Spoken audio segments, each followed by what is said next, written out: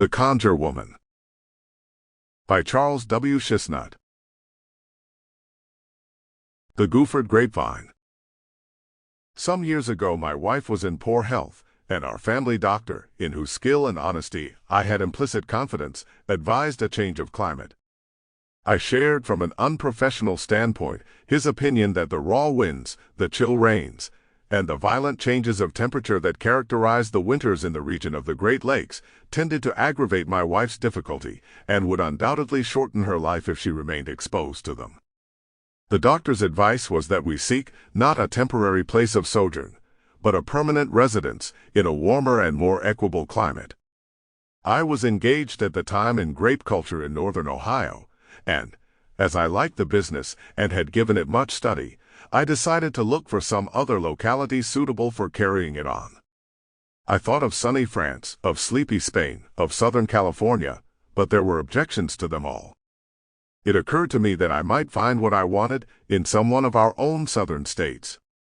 It was a sufficient time after the war for conditions in the South to have become somewhat settled, and I was enough of a pioneer to start a new industry, if I could not find a place where grape culture had been tried.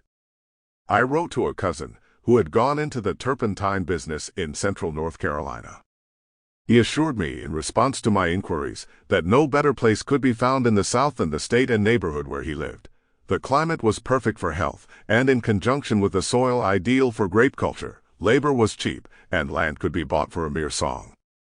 He gave us a cordial invitation to come and visit him while we looked into the matter.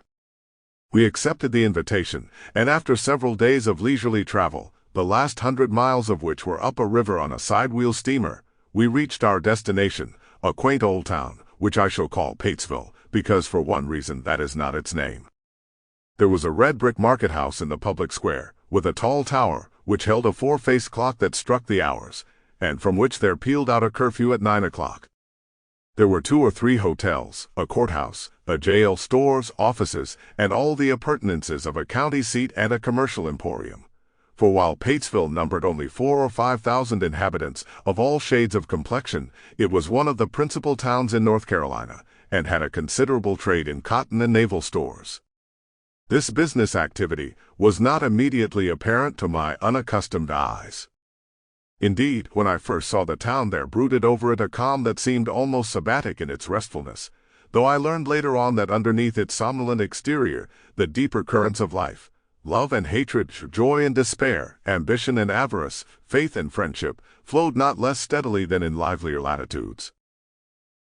We found the weather Sample complete. Ready to continue?